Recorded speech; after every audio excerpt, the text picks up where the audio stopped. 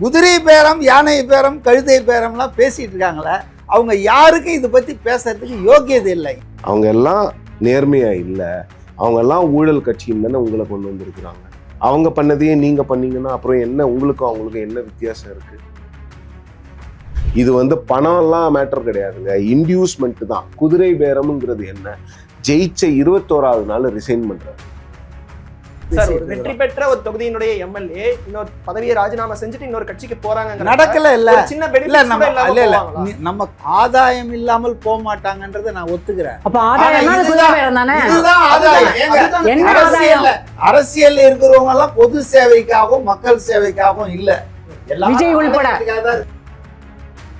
எம்ஜிஆர் சொன்ன திமுகவோட குச்ச நாச்சம் இல்லாம எடப்பாடி பேசுறாரு. அதாவது அதிமுக திமுக கூட்டணி வைக்க கூடாதுன்றதுல ஏதாவது சட்டம் இருக்கா? என்ன சட்டம் இருக்கு? என்ன சட்டம் இருக்கு? ஒரு நிமிஷம் பொறுமையா இருங்க.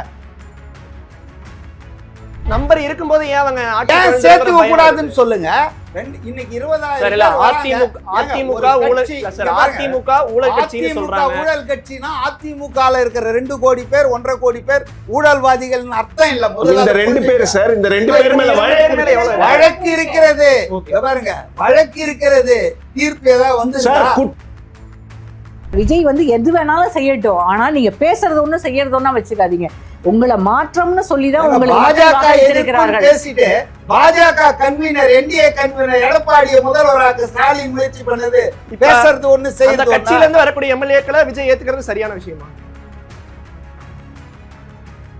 ஏங்க இவரு சேர்த்துக்கிறாரு, பெஞ்சமினை சேர்த்தாரு. அவங்க தீய சக்தி சார், நீங்க தூய சக்தி.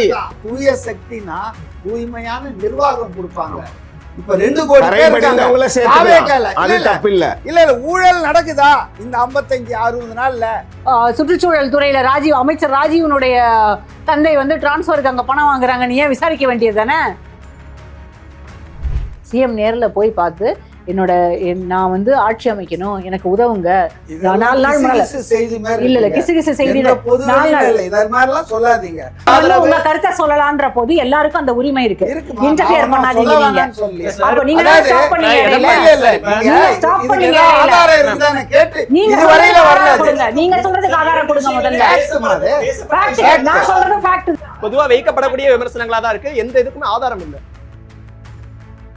அவங்களா தானா வராங்கன்னா நீங்கள் தப்பித்து கொள்ளலாம் என்ற எண்ணத்தோடு வராதீங்க. அப்படி இருக்கவங்க ஏன் கட்சியில சேர்க்கணும்? அது அவங்கள கேளுங்க.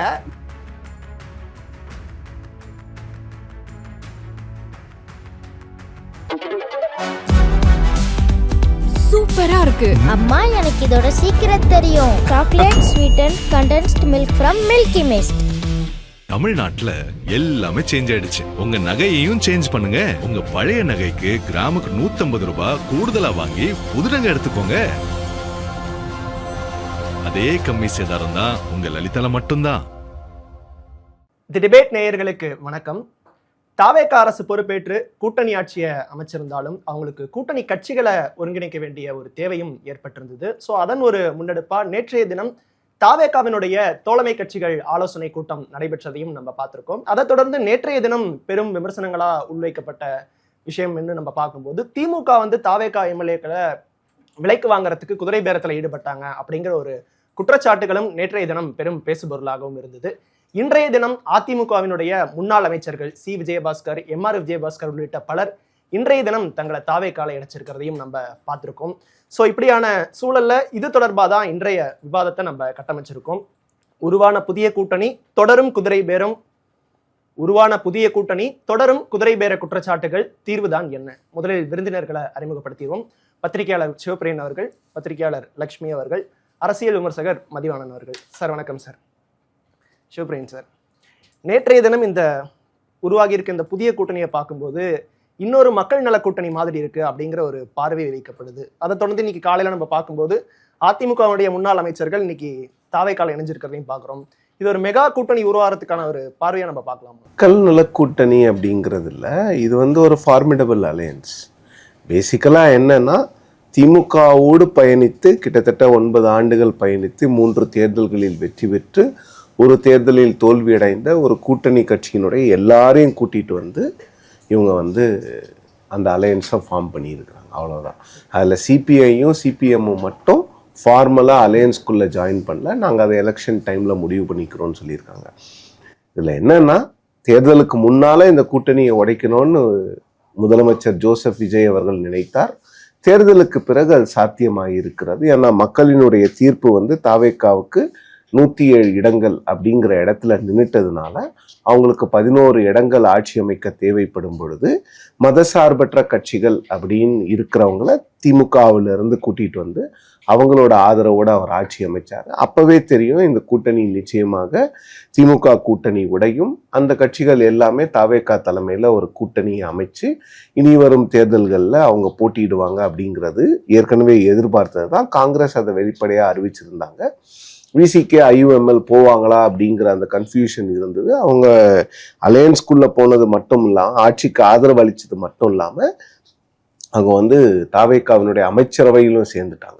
அதன் பிறகு அது வந்து ஃபார்மலைசிங் தான். நேற்று நடந்தது வந்து எல்லாரையும் கூப்பிட்டு ஃபார்மலாக நாங்கள் எல்லாம் அலையன்ஸாக இருக்கோன்னு சொன்னது தானே தவிர, அதற்கு முன்னாலே அவங்க அலையன்ஸாக தான் செயல்பட்டுக்கிட்டு வராங்க. இப்போ என்னன்னா, அதற்கு ஒரு பெயர் வைக்கணும். ஸோ திமுகவை தனிமைப்படுத்தியதாக தாவேகா நினைக்கிறது. அதுதான் அவங்களுடைய அல்டிமேட் எய்ம். வந்து செக்குலர் பார்ட்டிஸை டிஎம்கே கிட்டேருந்து கொண்டு வந்துட்டு அந்த செக்குலர் அலையன்ஸை நாங்கள் லீட் பண்ணணும். ஸோ அப்போ வந்து என்ன சொல்கிறாங்கன்னா, செக்குலர் பார்ட்டிஸ்லேருந்து திமுகவை நாங்கள் தனித்து விடுறோம். அதிமுக இன்னைக்கு வரைக்கும் பாஜகவோட கூட்டணியில் இருக்குது. ஸோ அதனால் திமுகவை வந்து தனித்து விட வேண்டும். ஏற்கனவே சொன்னதா, தேர்தலுக்கு முன்னே பண்ண வேண்டியதை தேர்தலுக்கு அப்புறம் பண்ணியிருக்கிறாங்க. நேற்று வந்து அது வந்து ஃபார்மலாக இதை வந்து அலையன்ஸாக அனௌன்ஸ் பண்ணுறது.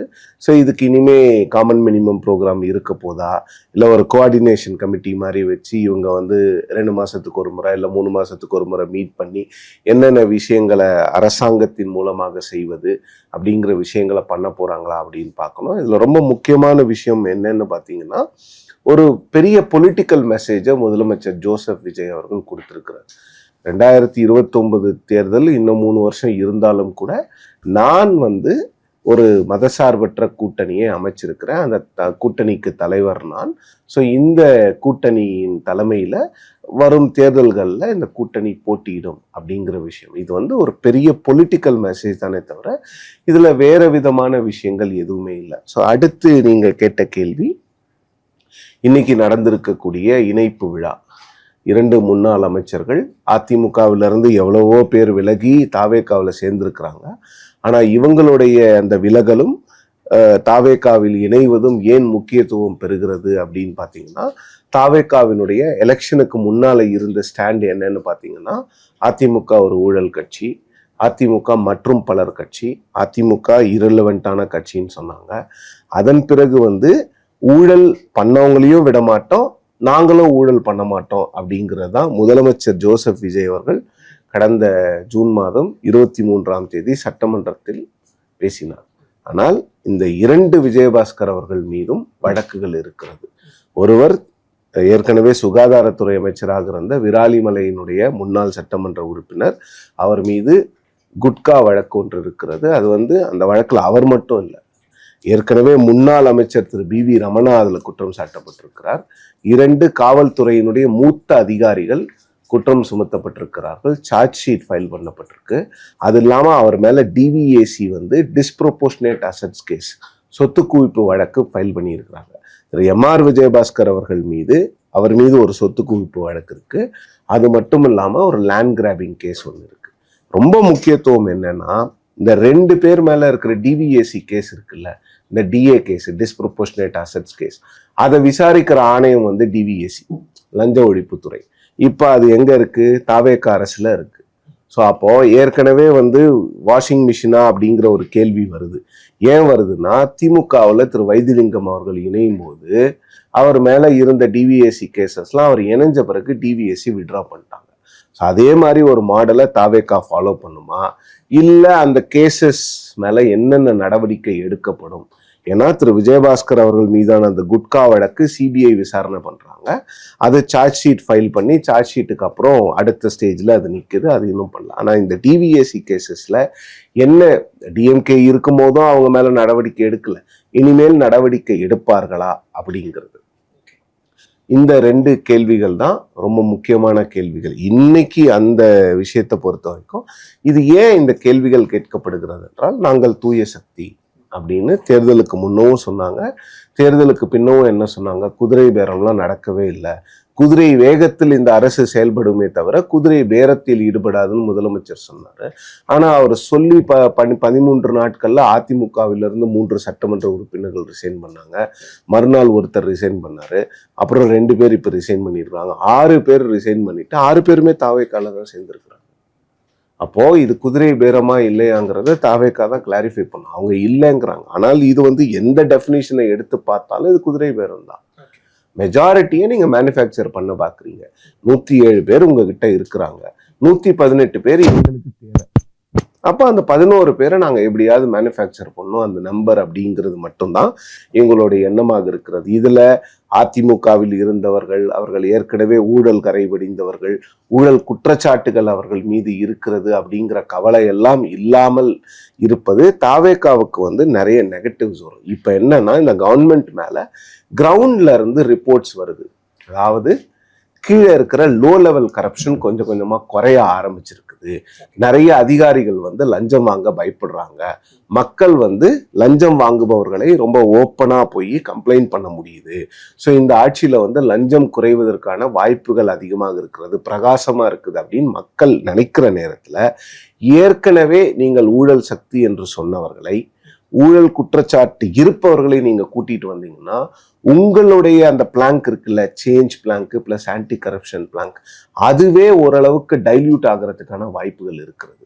இதை ஏன் பண்ணணும் அப்படிங்கிறது தான் கேள்வி. தாவேக்கா ஆட்சி அமைக்கிறதுக்கு முன்னாடி, அதாவது அமமுக எம்எல்ஏ காமராஜ் அவர்கள் திடீர்னு காணாம போறாங்க, அதன் பிறகு ஆளுநரை சந்திக்கிறாங்க. அந்த நேரத்துல இருந்து தான் அந்த குதிரை பேரம் அப்படிங்கிற ஒரு வார்த்தை பிரயோகம் அதிகம் இருந்தது, குற்றச்சாட்டுகளாகவும் முன்வைக்கப்பட்டு இருந்தது. தொடர்ந்து தாவேக்கா மீது அந்த குதிரை பேரம் அப்படிங்கிற விமர்சனம் வைக்கப்பட்டுட்டே இருந்தது. ஆனா நேற்றைய தினம் திமுக குதிரை பேரத்துல ஈடுபடுது. ஊத்தங்கரை எம்எல்ஏ இளையராஜா அவர்கள் கிட்ட 35 கோடிக்கு பேரம் பேசப்பட்டது அப்படிங்கிற விஷயத்தெல்லாம் சொல்றாங்க.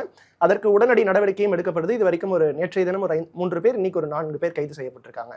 மற்ற விஷயங்கள்ல காட்டாத தீவிரம் இந்த இடத்துல மட்டும் காட்டப்படுறதுக்கான காரணமா என்ன பாக்குறீங்க? இல்லை, நம்ம இதை தீவிரம் காட்டுறாங்க அப்படின்றது எல்லாத்தையும் தள்ளி வச்சிருவோம். எனக்கு இதில் இருக்கக்கூடிய அரசியலை ரொம்ப ஆழமாக பேசணும். விஜய் அவர்கள் முதலமைச்சராக முதல் முறையாக அசெம்பிளியில் அவர் பேசும்போது அவரோட அந்த ஸ்பீச்சுக்கு அவரோட ஃபேன்ஸாக இல்லாதவங்க கூட அவரை கொண்டாடினாங்க. அவர் சொன்னார்ல ரைமிங்காக, தொடமாட்டோம், தொட விடமாட்டோம், தொட்டவங்களையும் விடமாட்டோம். அப்போ தொட்டவங்களையும் விடாமல் என்ன பண்ணுவாங்கன்னா, கூப்பிட்டு இவங்க கூட சேர்த்துப்பாங்க. புரியுதா? அதுதான் இன்றைக்கி நடந்திருக்க விஜயபாஸ்கர் இண்டக்ஷன். ஸோ இப்போ அந்த எல்லாரும் ஃபயர் விட்டவங்கெல்லாம் என்ன பதில் சொல்லுவாங்கன்னு எனக்கு தெரியல. பரவாயில்ல, அது இருக்கட்டும், அதை ஒரு பக்கம் வச்சுருவோம். இன்னொன்று, நேற்றைக்கு இருந்த எல்லா டெவலப்மெண்ட்ஸும் என்னென்னா, இந்த 3-4 நாட்களுக்குள்ளாக தாவேக்கா அரசின் மீது அவங்க ஒரு கட்டத்துலேயும் கவர்னன்ஸ்க்கான இம்பார்ட்டன்ஸை கொடுக்கணும், கவர்னன்ஸை கான்சன்ட்ரேட் பண்ணணும் அப்படின்னு அவங்க எவ்வளோ தூரம் உள்ளே மூவ் பண்ணுறாங்களோ, அப்போ அந்த நேரம் எல்லாம் அவங்களுக்கு நிறைய தடைக்கற்கள் வர ஆரம்பிச்சிருது. அந்த தடைக்கற்கள் எங்கேருந்து வருதுன்னா, இவங்களுக்கு இருக்கக்கூடிய ஆற்றாமையும் ஏன்னா சீஃப் செக்ரட்டரி அப்பாயின்மெண்ட், இப்போ சீஃப் செக்ரட்டரிக்கு இந்த பீரியட் முடிய போகுது. இன்னும் கிட்டத்தட்ட 3 மாதங்கள் தான் அவர் ரிட்டையர் ஆக போகிறாரு. கிருஷ்ணனை சீஃப் செக்ரட்டரியாக கொண்டு வரணும்னு நினைக்கிறாங்க. ஆனால் அவருக்கும் சீக்கிரமே அவரும் ரிட்டையர் ஆகிறார். ஸோ ஒரு லாங் டேர்மாக ஒரு சீஃப் செக்ரட்டரியை கூட இந்த அரசாங்கத்தால் யாருன்னு சூஸ் பண்ணி அவங்களால போட முடியல. அந்த இடத்துலையே அவங்களால, அதாவது அதிகாரிகளை எந்த இடத்துல யாரை வச்சிருக்கணுங்கிறதுலையே அவங்களால டிசிஷன் மேக்கிங்கில் அவங்களுக்கு ஒரு பெரிய சர்க்கிள் இருக்கிறது.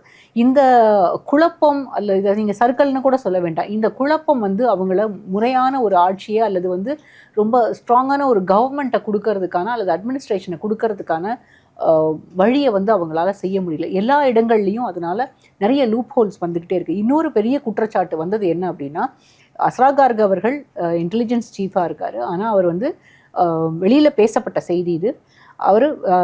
அவரை ரிலீவ் பண்ண சொல்லி கேட்குறாரு. ஏன்னா இன்டெலிஜென்ஸ் ரிப்போர்ட்ஸ் எல்லாம் சீஃப் மினிஸ்டருக்கு மட்டுமே உரியது. சீஃப் மினிஸ்டர் படிக்காமல் அவர் கூட இருக்கக்கூடியவர்கள் அதை படிக்கிறாங்க. இது நடைமுறைக்கு எதிரானது அல்லது மரபுக்கு எதிரானது அப்படின்ற போது இதற்கு எதிரான பேச்சுக்கள் எல்லாம் நிறைய வந்தது. இதுவும் அரசுக்கு ஒரு கெட்ட பேரை உண்டாக்கக்கூடிய ஒன்று. ஏன்னா விஜய் அவர்களுக்கு இருக்கக்கூடிய மதிப்பும் மாண்பும் மக்கள் மத்தியில் இன்னும் எந்த விதத்துலேயுமே குறையலை. அப்போ இது எல்லாம் இந்த மாதிரியான சின்ன சின்ன சம்பவங்கள் கூட இந்த மதிப்பை வந்து குறைச்சிரும், அல்லது அவருக்கு இருக்கக்கூடிய அந்த ஆராவை வந்து குறைச்சிரும். அப்படின்ற போது இதை எல்லாத்தையும் எங்கே மடைமாற்றணும் அப்படின்னா திமுக தரப்பில் இது எல்லாத்தையும் மடைமாற்றணும். இன்னொன்று, நேற்றைக்கு காலையில் வந்து, அதாவது வைகோ அவர்கள் பேசிய பிறகு வைகோ என்ன பேசுகிறாரு, எங்களுடைய 2 எம்எல்ஏக்களையும் முதலமைச்சர் வந்து ரிசைன் பண்ண சொன்னார், நான் ஜெயிக்க வைக்கிற 2 பேரையும் சொன்னார் அப்படின்னு சொல்லி வைகோ சொல்லிடுறார். இது வந்து குதிரை பேரம் நடந்தது உண்மை அப்படின்றத ஊர்ஜிதப்படுத்துது. இதற்கு முன்னால் முதல்ல இதை பேசியது வந்து டிடிவி தினகரன். நீங்கள் சொன்னது போல் அமமுகவினுடைய எம்எல்ஏ காமராஜ் அவர்கள்ட்ட பேரம் பேசப்பட்டது. அவர் எங்கள் எம்எல்ஏ காணாமல் போயிட்டார், அதுக்கப்புறம் திருப்பி வந்தாருன்னு சொல்லப்பட்டது. அந்த ஒரு ப்ரெஸ் கான்ஃபரன்ஸ் நடந்தது, அவரையும் பக்கத்திலே உட்கார வச்சுக்கிட்டு தான் டிடிவி தினகரன் பேசினார். அதுக்கப்புறம் அமமுக காமராஜே அந்த பக்கம் போயிட்டாருன்றது அடுத்தது. அவர் இன்னைக்கு தனி இண்டிபெண்ட்டாக தான் செயல்படுறாரு அப்படின்ற மாதிரி நமக்கு புரிந்தாலுமே சட்டமன்றத்தில் அவர் பேசுகிறது எல்லாமே தாவேக்கு ஆதரவாக தான் பேசிக்கிட்டு இருக்காரு. அப்போ அந்த பக்கம் போயிட்டாருன்றதை நம்ம முடிவு பண்ணிக்கலாம். நேற்றைக்கு கொடுக்கப்பட்ட கம்ப்ளைண்ட், அதாவது திமுக தரப்புலேருந்து நேற்றைக்கு வந்து ஒரு கம்ப்ளைண்ட் கொடுக்கப்படுது. அதில் வந்து ஒஃபிஷியல் சீக்ரெட்ஸ் ஆக்ட் படி ஓத் எடுத்ததை அவர் வந்து சிஎம் வந்து மீறிட்டார். அந்த அடிப்படையில் நீங்கள் வந்து 2 பேரை அப்பாயிண்ட் பண்ணியிருக்காங்க. இப்போது ஒன்று வந்து விஷ்ணு ரெட்டி அவர்கள், இன்னொன்று வந்து ஜான் ஆரோக்கியசாமி அவர்கள். இந்த 2 பேரோட அப்பாயின்மெண்ட்ஸையும் ஏன் வந்து பப்ளிக்காக டிரான்ஸ்பரண்ட் கவர்மெண்ட்டுன்னு சொல்லும்போது இதுக்கான அப்பாயிண்ட் பண்ணியிருக்கோம் தனி செயலாளராகவோ அல்லது அப்பாயின்மெண்ட்ஸ் இருக்குது அப்படின்றதுக்கான ஆர்டர்ஸை கவர்மெண்ட் ஆர்டரை வந்து ஏன் வெளியில் கொடுக்கவே இல்லை? அப்பாயிண்ட் பண்ண தேதி ஒன்று, செய்தி வெளியில் வந்த தேதி ஒன்று அப்படின்னா இது வந்து அஃபிஷியல் சீக்ரெட்ஸ் ஆக்ட் படி அவங்க 2 பேரும் கேபினெட் மீட்டிங்கில் இருக்க முடியாது. ஏன் அவங்க வந்து கேபினெட் மீட்டிங்கை அட்டன் பண்ணாங்க அப்படின்ற ஒரு குவெஸ்டனை வச்சு டிஎம்கே இதை வந்து ரைஸ் பண்ணுறாங்க. இது ஒரு பக்கம். இன்னொரு பக்கம் குதிரை பேரம் நடந்தது, வைகோ அவர்கள் பேசியது வந்து குதிரை பேரம் நடந்ததை ஊர்ஜிதப்படுத்துது அப்படின்னு சொல்லி இந்த 2 விஷயங்களின் அடிப்படையில் தான் திமுக வந்து ஆளுநருக்கு கடிதம் அனுப்புகிறது. இதை அனுப்புனா இதில் வந்து விசாரணை நடத்தனா அது வந்து நேரடியாக முதலமைச்சரையே அல்லது முதலமைச்சருக்கு எதிரான அம்சங்களை எல்லாத்தையும் வெளிக்கொண்டு வர மாதிரியாக இருக்கும்.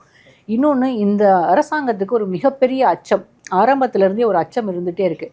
என்னென்னா, என்னைக்காவது இந்த அரசு வந்து, ஏன்னா பெரும்பான்மை இல்லாத ஒரு அரசாங்கம், அப்போ மைனாரிட்டி கவர்மெண்ட்டாக இருக்கும்போது என்னைக்காவது அரசுக்கு ஆபத்து வந்துருமோ அப்படின்ற ஒரு அச்சம் தொடர்ந்து அவங்களுக்கு முதல் நாள்லேருந்து இருந்துக்கிட்டே இருக்குது. ஆட்சி அமைக்கிறதுக்கு முன்பும் அந்த அச்சம் இருந்ததுனால தான் எல்லா இடங்களுக்கும் நேரடியாக அவர் போய் பார்க்குறாரு. எடப்பாடி பழனிசாமியை தவிர பாக்கி எல்லாரையுமே வந்து அவர் நேரடியாக பார்க்குறார்.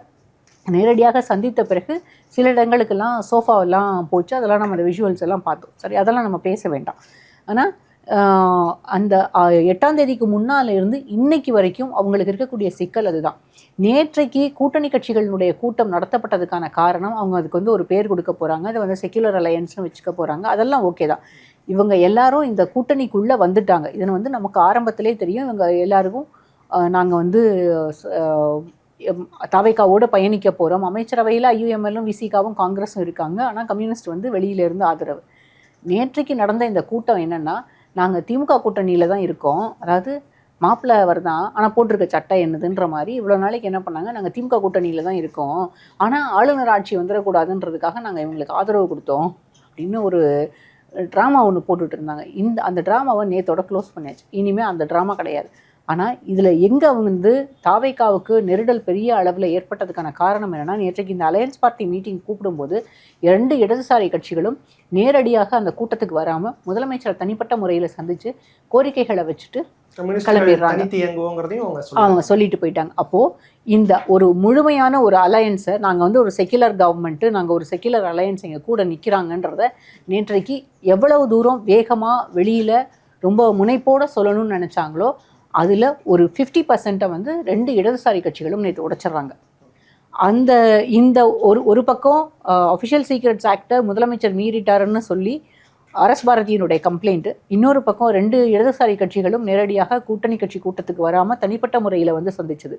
இது 2மே நேற்று தாவேக்காவினுடைய அந்த இமேஜை வந்து அவங்க எவ்வளோ தூரம் மேலே தூக்கி வைக்கணும்னு நினச்சாங்களோ அந்த இடத்துல அவங்களுக்கு விழுந்த இடி. இந்த மேனேஜ் பண்ணுறதுக்காக தான் நேற்றைக்கு இந்த பேரம் பேசப்பட்டது. 35 கோடி ரூபாய்க்கு பேரம் பேசப்பட்டது. இளையராஜாவுக்கு ஊத்தங்கரை எம்எல்ஏ வந்து அழைப்பு கொடுத்தாங்க, ஸ்பீக்கருக்கு எதிராக ஒரு நோ கான்ஃபிடன்ஸ் மோஷன் கொண்டு வர போகிறாங்க அப்படின்னு சொல்லி நேற்றைக்கு சொல்லப்பட்டது. இதில் வந்து போலீஸ் விசாரணை நடத்தட்டும், இன்னைக்கு வந்து 7 பேரை அரெஸ்ட் பண்ணியிருக்காங்க. இது வரைக்கும் செந்தில் பாலாஜியும் அவருடைய சகோதரரும் இதில் வந்து நேம் பண்ணப்பட்டிருக்காங்க. எனக்கு தெரிஞ்சு அவங்களுக்கு சம்மன்ஸ் கொடுத்தாங்களா என்னன்னு எனக்கு தெரியல. ஏன்னா இது வந்து 29ஆம் தேதி கொடுத்த கம்ப்ளைண்ட்டாக தான் நேற்றைக்கு வந்து நமக்கு தெரிஞ்சுது. ஆனால் நீங்கள் இதில் வந்து இன்னொரு டாட்டை நான் கனெக்ட் பண்ணி பார்க்க சொல்கிறேன். ஒரு 2 வாரத்துக்கு முன்னால், அதாவது சட்டமன்றம் நடந்துகிட்டு இருக்கும்போது, அந்த சமயம் வந்து இங்கே செந்தில் பாலாஜியினுடைய சகோதரர் வீட்டில் வந்து ரெய்டு நடந்தது. அதாவது போலீஸ் சோதனை நடத்துவதற்காக வந்து பார்த்துட்டு போனாங்க. வீட்டில் யாரும் இல்லை, வீடு லாக்டுன்றதுனால கிளம்பி போயிட்டாங்க அப்படின்னு சொல்லப்பட்டது. அப்போ நீங்கள் 29ஆம் தேதி கொடுக்குற கம்ப்ளைண்ட்டுக்கு நீங்கள் ஆவணங்களை எப்போ தேடுறீங்க, எப்போ வந்து சர்ச்சஸ் நடத்துறீங்க? முன்னாலேயே. இப்போ இது எல்லாமே பிளான்டு தான் ஏதாவது ஒரு விதத்தில். அது அவரோட தனிப்பட்ட வேற ஏதோ ஒரு வழக்கு அப்படிங்கிற ஒரு விமர்சனமும். வேற ஏதோ வழக்குனா என்ன வழக்கு, என்ன கம்ப்ளைண்ட் அடிப்படையில் போனாங்கன்றதா? எல்லாம் டிரான்ஸ்பரண்ட் கவர்மெண்ட் தானே. டிரான்ஸ்பரண்ட் கவர்மெண்ட் எல்லாத்தையும் சொல்லணுமா இல்லையா? ஏன் சொல்லலை? இது வரைக்கும் நான் வந்து திமுக கவுத்தது ஆட்சியை கவிழ்ப்பதற்கான சதியில் ஈடுபடுகிறது அல்லது குதிரை பேரம் நடக்கிறது, அதுக்கு எல்லாத்துக்கும் நான் வரல. நீங்கள் டிரான்ஸ்பரண்ட் கவர்மெண்ட்டாக இருக்கணும்னு நினைக்கிறீங்க.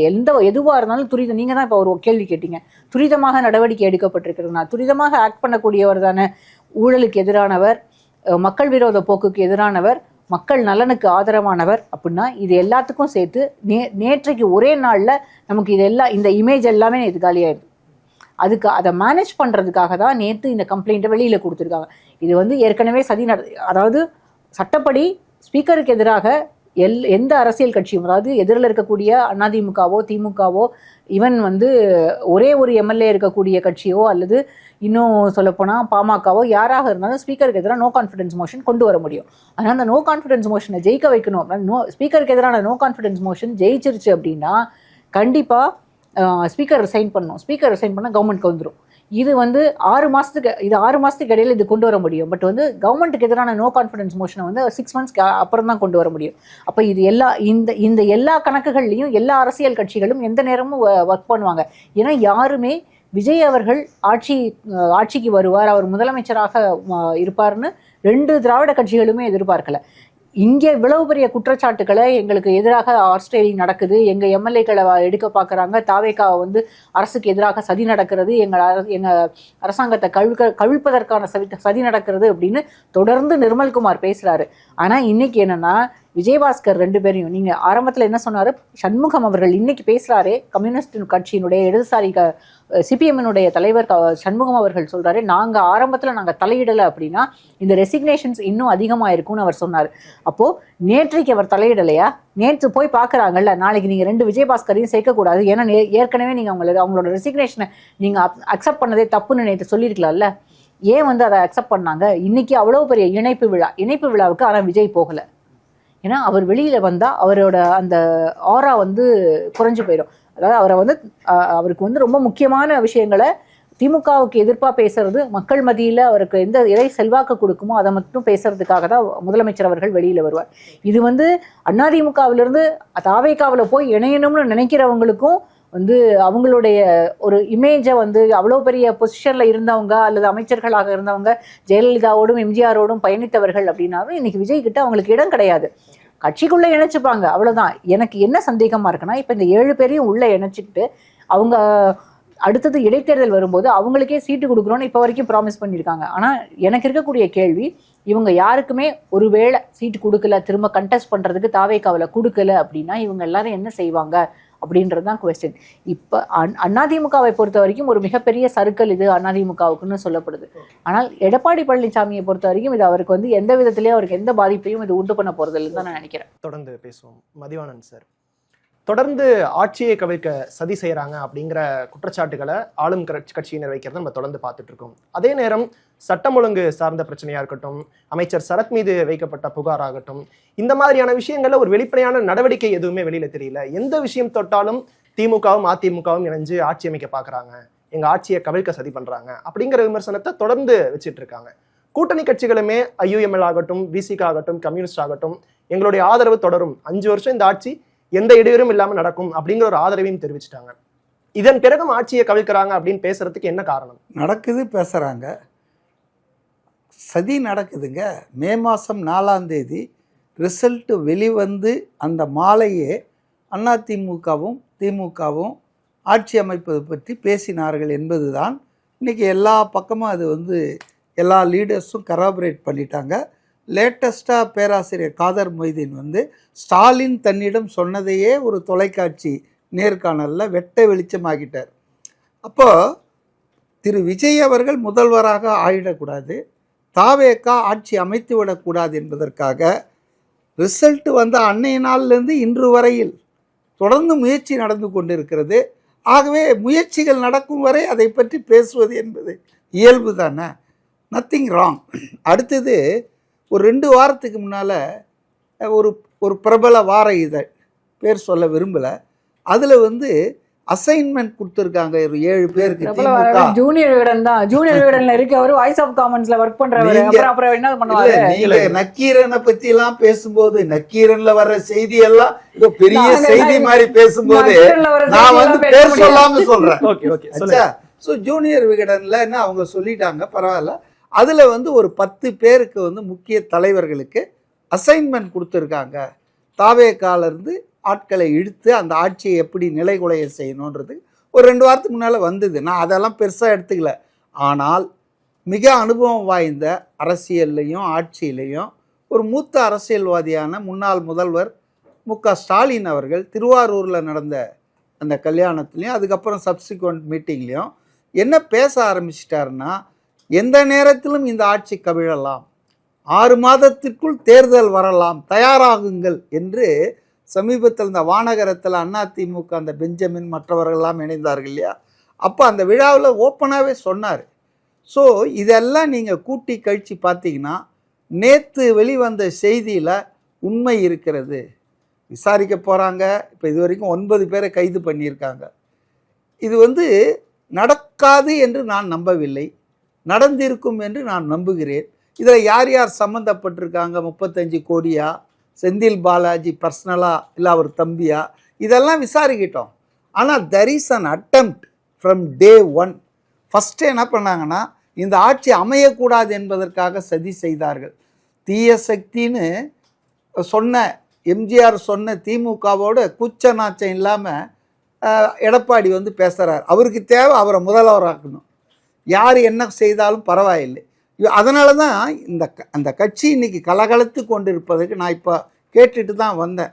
அதாவது அந்த 2 பாஸ்கர்கள் இருக்காங்க இல்லையா, கரூர் பாஸ்கர், விராலிமலை, 2 பாஸ்கர்களும் அந்த விழாவில் பேசின மையமான கருத்து என்னன்னா, எங்களுடைய ஜென்ம பகைவரான திமுகவிடம் எங்கள் யாரையும் கலந்து பேசாமல் தனியாளாக போயிட்டு முதல்வராக வேண்டும் என்ற தவிப்பில் இப்படி ஒரு கூட்டணி உடன்பாடு போட்டார, அதை தான் எங்களுக்கு வந்து சகிச்சிக்க முடியல. நாங்கள் தேர்தலுக்கு முன்னாலேயே சொன்னோம் அவர்கிட்ட, இது போல் தாவேகாவோட நம்ம கூட்டணி போவோம், தாவேகாவோட நம்ம ஃப்ரெண்ட்லியாக இருப்போம்னு சொல்லிட்டு. ஆனால் அந்த ஒருவர் மட்டும்தான் அதை எல்லாத்தையும் வீட்டோ பண்ணிகிட்டே வந்து கடைசியில் மே 4 யூட்டர்ன் அடித்து திமுகவோடவே போய் கை கோக்க ஆரம்பித்தார். இதுதான் நாங்கள்லாம் வந்து வெளியே வர்றதுக்கான காரணம் சொல்கிறாங்க. அது உண்மையாக இருக்கலாம், பாதி உண்மையாக இருக்கலாம், முழு உண்மையாக இருக்கலாம், அதுக்குள்ளே நிறைய விஷயம் இருக்குது, நான் அதெல்லாம் மறுக்கலை. ஆனால் they have got a good reason to leave ADMK. சட்டமன்ற உறுப்பினர் பதவியை ராஜினாமா பண்ணுறதுக்கு அது நியாயமான காரணமா எனக்கு தெரியல. ஆனால் திமுக, அது அதிமுக தலைமையை எதிர்ப்பதற்கும் அதிமுகவிலிருந்து வெளியேறுவதற்கும் இன்றைக்கி வந்திருக்கிற அத்தனை பேருக்கும் நியாயமான காரணங்கள் பல இருக்கின்றன. ஸோ அதனால் வந்துங்க, யாரெல்லாம் குதிரை வியாரத்தை பற்றி பேசுகிறாங்கன்னா, நீங்கள் சொன்னீங்க, அவர் சார்கிட்ட கேட்டீங்க, டிடிவி தினகரன் அவர் வந்து இன்னைக்கு தார்மீக அரசியல் பற்றியும் குதிரை, இவரே டோக்கன் கொடுத்தவர், ஆர்கே நகரில் 20 ரூபாய் டோக்கனை கொடுத்து மக்களை வஞ்சித்தவர், ஏமாற்றியவர், ஊழலில் வந்து கரை புரண்டு இன்னைக்கு தேர்தல் ஆணையத்துக்கே பணம் கொடுத்து சின்னத்தை காப்பாற்றுறதுக்காக சிறை சென்று டெல்லிக்கு போகிறக்கும் திகார் ஜெயிலில் இருந்தவர். சொல்கிற ஆளுங்களுடைய யோகியத்தை பாருங்க, ரைட்டுங்களா? அடுத்தது திமுகவினர் வந்து எம்எல்ஏவை குதிரை பேரம் விமர்சனம் வச்சது தவறுன்னு சொல்றீங்களா? கண்டிப்பாக காருக்குள்ள வந்து அவர்கிட்ட கையெழுத்து வாங்க, கண்டிப்பாக காருக்குள்ள ஏங்க யாருங்க போனது? இல்ல யார் போனதுங்க? அந்த காமராஜ் வீட்டுக்கு தாவேகா யாராவது போனாங்களா, இல்ல காமராஜ் தாவேகா நிர்வாகிகளை பார்க்க போனார் சார்? அவர் வந்து நான் தாவேகால இல்ல அப்படின்ட்டு ஆளுநர் மாளிகையில வந்து ஒரு பிரஸ் மீட்ல டிடிவி தினகரன் கூட பேசுறாங்க. அதன் பிறகு தாவேகா சைடுல வந்து ஒரு வீடியோ வெளியிடுறாங்க. ரைட். அப்ப அது யாரோட என்ன நடந்ததுன்னு உங்களுக்கு தெரியுமா? பொதுவெளியில எல்லாம் பேசியாச்சு. அவர் வந்து கையெழுத்து போட்டதோ தெரிஞ்ச உடனே அவருடைய ஃபேமிலியை கூட்டு போய் வச்சு அடைச்சி அவங்கள வந்து பயமுறுத்தி அதுக்கப்புறம் இவரை எங்கே இருந்தாலும் வந்து இங்கே வரணும்னு சொல்லி ராத்திரி 12 மணிக்கு மேலே ராஜ்பவனுக்கு கூட்டு போய் அங்கே ப்ரெஸ் கான்ஃபரன்ஸ்லாம் வச்சார். ஆனால் அதெல்லாம் அந்த அச்சுறுத்தல் காரணமாக அவர் கூடவே போனார். சட்டசபைக்குள்ளே என்ன ஆச்சு? ஃப்ரீ ஆகிட்டார். சட்டசபைக்குள்ள அவர் வந்து தாவேக்காவை ஆதரிச்சிட்டாரு, ஓட்டும் போட்டார். அதனால் குதிரை பேரம்னு பேசுகிறவங்களுக்கு ஒரு யோகியதை இருக்கா. ரெண்டாவது நான் சொல்கிறேன், 234 தொகுதியிலையும் ஓட்டுக்கு பணம் கொடுக்காம எந்த திமுக கட்சி வேட்பாளர் வந்து போட்டிக்கிட்டு இருக்காரு? ஒரு தகவல் சொல்கிறாங்க, 20 கோடி ரூபாய் வரை செலவு பண்ணியிருக்காங்கன்னு.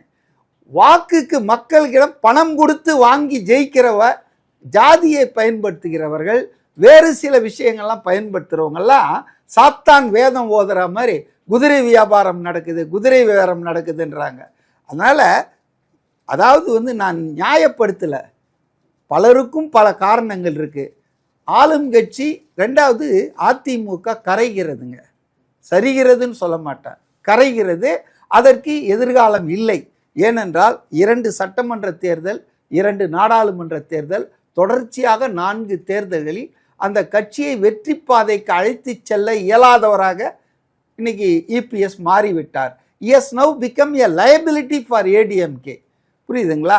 அப்போ அவரை நம்பி ஏன் அந்த கட்சியில் இருக்கணும்? அதுக்கு பதிலாக நான் ஒரு சின்ன விஷயம் சொன்னால் புரிஞ்சுக்குவீங்க. 2 பேரும் திமுகவை வீழ்த்த வேண்டும் என்று தான் களம் கண்டார்கள். அதிமுகவும் சரி, தாவேக்காவும். 2 பேருக்கும் எய்ம் வந்து அவங்க ஆட்சி அமைக்கணும்னு. ஆனால் அவங்க இலக்கு என்னன்னா ஆட்சியில் இருக்கிற திமுகவை வீழ்த்த வேண்டும் என்பது தான். அதில் அன்ஃபார்ச்சுனேட்லி ஏடிஎம்கே எக்ஸ்பீரியன்ஸ் பார்ட்டி, மிக அதிக ஆண்டு காலம் தமிழ்நாட்டை ஆண்ட காட்சி. ஆனால் அதனால் அதனுடைய இலக்கை ஜெயிக்க முடியல. சின்ன கட்சி, 2.5 வருஷம் கட்சி, திரு விஜய் அவர்களுடைய தாவேக்கா அந்த காரியத்தை முடிச்சிடுச்சு. அப்ப பொதுவாக இல்ல ஒரு நிமிஷம் நான் பேச விடுங்க. அதாவது 2 பேர் ஒரே நோக்கத்துக்காக தேர்தலில் களமாடுகிறார்கள். அதுல ஒரு ஆள், நம்மளை விட அனுபவம் குறைந்த ஒரு ஆள் அடிச்சு காலி பண்ணிடுறாரு. அப்போ அவர் மேல நமக்கு நட்புறவு வரணுமா, பகை வரணுமா? இப்போ பெரும்பாலான நிர்வாகிகள் அதிமுக என்ன நினைக்கிறாங்கன்னா, இது வந்து நட்பு சக்தின்னு நினைக்கிறாங்க. தாவேக்கா ஏன்னா திமுகவை வீழ்த்து விட்டது, திமுக தான் நம்முடைய எதிரின்னு நினைக்கிறாங்க. ஆனால் இபிஎஸ் என்ன நினைக்கிறாருன்னா, இது வந்து தன்னுடைய இடத்தை இது பிடிச்சிக்கிச்சு, இது தனக்கு வந்து ஆபத்தை உருவாக்குது, முதல்வர் ஆவறதுக்காக அவர் திமுகவை நட்பு சக்தியை பண்ணார். இதுதான் கான்ட்ரடிக்ஷன். அதனால அதிமுகங்கிற 90% பேருக்கு திமுக தாங்க வந்து எதிராளி. ஏன்னா அவங்க தலைவர்கள் ஜெயலலிதா, எம்ஜிஆர்லாம் அடையாளம் காட்டிட்டு போயிருக்காங்க. அது அதனால இன்னைக்கு விஜய் வந்து அவர்களை போற்றுவதோடு மட்டும் இல்லாமல் திமுகவை கூர்மையாக விமர்சனம் பண்றார். Naturally they will go that side only.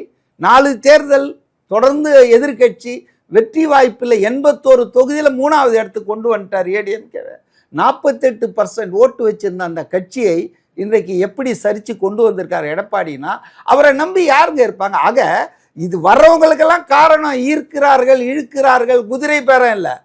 Real problem is inside the ADMK. அதை அவங்க அட்ரஸ் பண்ணணும். இல்லை, இப்போ நீங்கள் சொன்ன மாதிரி தமிழ்நாட்டை அதிக ஆண்டுகள் ஆண்ட ஒரு பெரும் திராவிட கட்சி இந்த ஒரு தோல்வியினால தொடர்ந்து 7 பேர் ராஜினாமா செஞ்சுட்டு வரதுங்கிறது சரி. அதுவும் தேர்தல் நடந்த ஒரு 10 நாள்லேயே 4 எம்எல்ஏக்கள் முதல்ல ராஜினாமா பண்றாங்க. அதன் பிறகு 2 பேர் ராஜினாமா பண்றாங்க. அடுத்து இடைத்தேர்தல் வருது. குறிப்பிட்ட மாதிரி இந்த 7 பேரும் திரும்ப போட்டியிடுவதற்கான வாய்ப்பும் இருக்குன்னு சொல்றாங்க. சோ இப்ப இதுக்குள்ள வாய்ப்பு இருக்குன்னு எப்படி சொல்றீங்க? இதெல்லாம் வந்து ஹைப்போதெட்டிக்கலா தான் பேசுறோம். வெற்றி பெற்ற ஒரு தொகுதியினுடைய எம்எல்ஏ இன்னொரு பதவியை ராஜினாமா செஞ்சுட்டு இன்னொரு கட்சிக்கு போறாங்க. நடக்கல இல்ல, சின்ன பெனிஃபிட் நம்ம கற்பனை சேவை செய்ய வராங்கன்னு நான் சொல்ல. ஆனா திரும்பவும் அவர்கள் அங்கே நிறுத்தப்படுவார்கள், திரும்பவும் அவர்கள் எம்எல்ஏவாக ஆவார்கள், திரும்ப அவர்கள் அமைச்சர் ஆவார்கள். ஆதாயம் இல்லாமல் போக மாட்டாங்கன்றதை நான் ஒத்துக்கிறேன். ஆனா இதுதான் ஆதாயம். அரசியல் இருக்கிறவங்க எல்லாம் பொது சேவைக்காகவும் மக்கள் சேவைக்காகவும் இல்ல, எல்லாரும் ஆதாயத்துக்காக தான் இருக்காங்க, அதிகாரத்துக்காக தான் இருக்காங்க. அப்ப இவர்களுக்கு இது உறுதின்னு நீங்க சொல்ல முடியாது. நடந்த பிறகு நம்ம பேசலாம். இன்னைக்கு வந்து யார் அவங்களுக்கு ப்ராமிஸ் பண்ணாங்க? யாராவது அதை பார்த்துருக்கோமா? விஜய் இன்னைக்கும் எந்த தலைவரையும் சந்திக்கல இதுவரையில. அது ஒரு சரியான நிலையா இல்ல. எல்லாரையும் சரியான யாரையுமே சந்திச்சிருக்காங்க சார். ஏங்க பொதுவெளியில சந்திச்சதாக தகவல் இல்ல சார். பத்திரிகையாளர் முறையில நீங்க பேசலாங்க. நான் வந்து ஒரு அரசியல் விமர்சகர். எனக்கு வந்து பொதுவெளியில என்ன இருக்குதோ அதை தான் நான் பார்க்கிறேன். மரகதம் குமரவேல், இசக்கி சுப்பையா இவங்க எல்லாரும் 3 பேரும் முதல்ல ரிசைன் பண்ணும்போது அன்னைக்கு முதல் நாளே ஆதவ அர்ஜுனாவை சந்திச்சு எங்க வந்து உங்களுக்கு தாவேக்கா ஐடி கார்டு கொடுத்தாங்க, தலைமை செயலகத்துல தான் கொடுத்தாங்க. அது தவறுங்க. அதெல்லாம் யாரும் சரின்னு சொல்ல. நான் என்ன பேசிட்டு இருந்தேன், திரு விஜய் அவர்கள் அவர்களை இன்னும் சந்திக்கவே இல்லை. நம்ம இந்த போட்டோக்கள் மூலமா நம்ம பாத்துருக்கோம் சார். பட் ஒரு பொது வெளியில ஒரு பிரஸ் மீட்டா இருக்கட்டும், ஒரு ஸ்டேஜ்ல இப்ப நேற்றைய தினம் பாருங்க, அவங்க உள்ள பேசின விஷயங்கள் நமக்கு என்ன பேசியிருக்காங்கன்னு வெளியில தெரியுது. ஆனா இந்த கைகளை உயர்த்தி ஒரு கூட்டணியை நாங்க அமைச்சிருப்போம் அப்படிங்கறத கடந்த காலங்கள்ல காங்கிரஸ் ஸ்டாலின் எப்படி செஞ்சாங்கிறத நம்ம பார்த்திருக்கோம். பட் அந்த விஷயம் நேற்று நம்ம பார்க்க முடியலையே. அதாவதுங்க மத்தவங்க செஞ்ச மாதிரி தான் விஜயம் செய்யணும். அப்படி இல்ல, திமுக அதிமுக பண்ற மாதிரி தான். அது அவரு ஒரு பாணிங்க, அவருக்கு ஒரு மாதிரி பேட்டர்ன் இருக்கு. இதெல்லாம் நீங்க குறை சொல்ல முடியாது. அதாவதுங்க குதிரை பேரம், யானை பேரம், கழுதை பேரம்லாம் பேசிட்டு இருக்காங்களே, அவங்க யாருக்கும் இதை பத்தி பேசுறதுக்கு யோகியது இல்லை. ஏன்னா இப்ப இவர் பேசலாம் பத்திரிகையாளர் முறையில, நான் பேசலாம். இதையே வாலாயுதமா செஞ்சிட்டு இருந்தவங்க திமுக ஆட்சியில அதிமுகல இருந்து ஆளுங்களை இழுக்கலையா, சீட் கொடுக்கலையா, அதிமுகல தேமுதிகல இருந்து இழுக்கலையா? அதனால இன்னைக்கு ஏதோ பஞ்சமா பாதகம் தமிழ்நாட்டிலேயே இன்னைக்குதான் வேற கட்சியில இருந்து ஒருத்தர் இழுத்து இருக்காங்கன்ற மாதிரி நம்ம பேசுறது எதை மறைக்கிறதுக்குன்னா, இவ்வளவு நாளா இவங்க பணம் கொடுத்து ஓட்டுக்களை வாங்கினார்களே, அது மிகப்பெரிய ஜனநாயகமா? சொல்லுங்க. எந்த கேண்டிடேட் டிஎம்கே ஏடிஎம்கே பைசா, நான் சொல்றேன் தாவேக்கால பைசா கொடுக்காம வந்திருக்காங்க. நான் சொல்லட்டுமா? நீங்க வந்து ஏதோ ஒரு சின்ன விஷயத்தெல்லாம் பேசாதீங்க. பொதுவாக எந்த தொகுதியில போனாலும் திமுக அதிமுக வேட்பாளர்கள் வாக்காளர் 1000மோ 2000மோ 5000மோ கொடுக்காம வந்தது இல்ல. பெரம்பலூர், அதாவது நம்ம இது குளத்தூர் உள்பட. அதனால இவங்களுக்கெல்லாம் வந்து தார்மீக அரசியல் பத்தி பேசுறது யோகியதே கிடையாதுங்க. ஆனா மாற்றன்னு சொல்லிட்டு இந்த தாவேக்காவும் ஒரு சில இடங்கள்ல பணம் கொடுத்துருக்காங்கல்ல சார், அதையும் நம்ம மறுக்க முடியாது. எனக்கு தகவல் இல்லைங்க. உங்களுக்கு தகவல் இருந்தா சொல்லுங்க, எந்த தொகுதி எப்படி உங்களுக்கு தகவல்? எனக்கு தகவல் இல்லை. சாமானியமான ஆட்கள், சாமானியர்கள் தான் வந்து இன்னைக்கு அவங்க கேண்டிடேட்டா போட்ட. கோடீஸ்வரர்கள் இல்லை, இருக்கலாம் 1-2 பேர் பணக்காரங்க இருக்கலாம். ஆனா ஓவராலா அவங்க போட்ட வேட்பாளர்கள்ல மெஜாரிட்டி பார்த்தீங்கன்னா சாதாரண ஆட்கள் தான். சார் சொன்னது 2-3 விஷயங்கள். அதிமுக வந்து எங்களோட நட்புறவுல இருந்திருக்கணும், அதுதான் பிரச்சனை. அது இல்லாதது தான் இப்போ இவ்வளவு பிரச்சனையும் காரணம். அப்படின்னு அதிமுக நட்புறவோடு இருந்திருந்தா மற்றவங்களெல்லாம் கண்டுக்காம அவங்களோட சேர்ந்து கூட்டணி. ஆரம்பத்திலே சொன்னாங்கல்ல, லீமா ரோஸ் சொன்னாங்கல்ல, எங்களோட பேசிட்டு தான் இருக்காங்கன்னு. அன்னைக்கு ஒன்னா சேர்ந்து போயிருந்தாங்கன்னா இன்னைக்கு லீமா ரோஸ் தான் சார். நாங்க தலையிடவே இல்லை. ஒரு நிமிஷம் என்ன பேச விடுங்க. ஒண்ணு அவர் சொன்னது அது. 2வது யாருக்கு அருகதை இருக்கிறது, இவங்க எல்லாம் யாருக்குமே அருகதையே கிடையாதுன்னாரு. சோபி இட் இருக்கட்டும். ஆனால் அவங்க எல்லாம் நல்லவங்க இல்லை, அவங்க எல்லாம் நேர்மையா இல்லை, அவங்க எல்லாம் ஊழல் கட்சின்னு தானே உங்களை கொண்டு வந்திருக்கிறாங்க. அவங்க பண்ணதையே நீங்க பண்ணீங்கன்னா அப்புறம் என்ன உங்களுக்கும் அவங்களுக்கும் என்ன வித்தியாசம் இருக்கு? 2வது அதிமுக பண்ணலையா, தேமுதிகவினுடைய சட்டமன்ற உறுப்பினர்களை இழுத்து கொண்டு உள்ள கொண்டு வரலையா, திமுக வந்து அதிமுகல இருந்து வர்றவங்கள சேர்த்துக்கலையா, எம்எல்ஏ பதவி கொடுக்கலையான்னு கேட்டாரு. ரொம்ப ரொம்ப நியாயமான கேள்வி. கொஞ்சம் விளக்கணும்னு நினைக்கிறேன். தேமுதிகவிலிருந்து சட்டமன்ற உறுப்பினர்கள் அதிமுக பக்கம் வந்தாங்க, அஃபீஷியலா கட்சியில ஜாயின் பண்ணல, அன்அட்டாச்டு மெம்பர்ஸா சட்டமன்றத்துல இருந்தாங்க.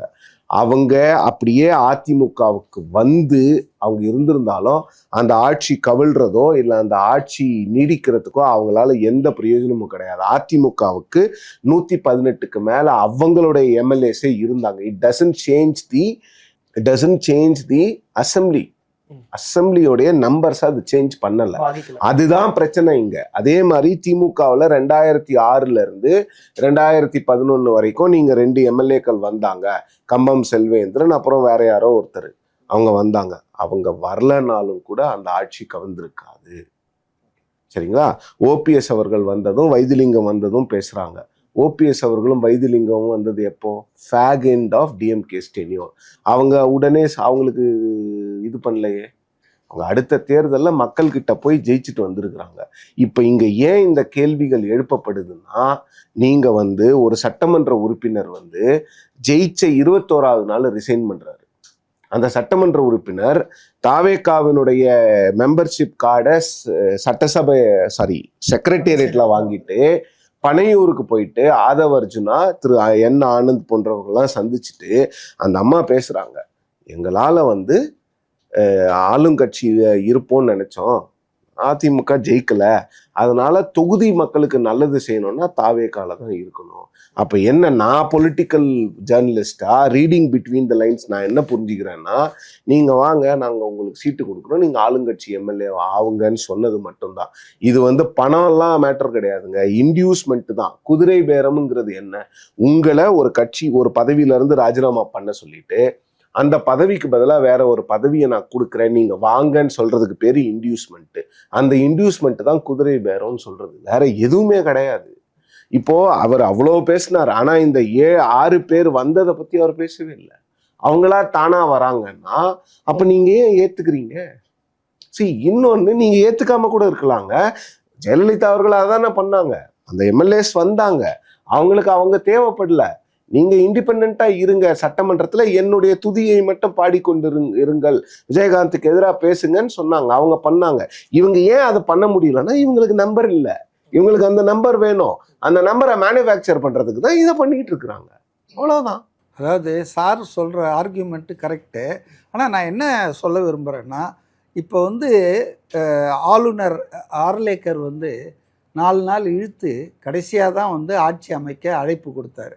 ஏன் இழுத்தாரு? எனக்கு 118 காட்டுங்க, சப்போர்ட் லெட்டர் காட்டுங்கன்னாரு. It is none of his job. இல்ல கவர்னர் பேசுங்க. அதாவது அவர்கிட்ட 118 இல்லை 120 காட்டின பிறகுதான் ஆட்சி அமைக்கவே அழைத்தார். ஆகவே அவங்க கிட்ட நம்பர்ஸ் இல்லை, அவங்க எதை பண்ணாலும் இது குதிரை பேரம் தான் அப்படின்னு சொல்றதே நான் ஒத்துக்கல. நம்பர் 1. நம்பர் 2, அவர் வந்து 13ஆம் தேதியா 10ஆம் தேதின்னு நினைக்கிறேன், 10ஆம் தேதி பதவி ஏற்றுக்கினார், 13ஆம் தேதி நம்பிக்கை கோரும் வாக்கு.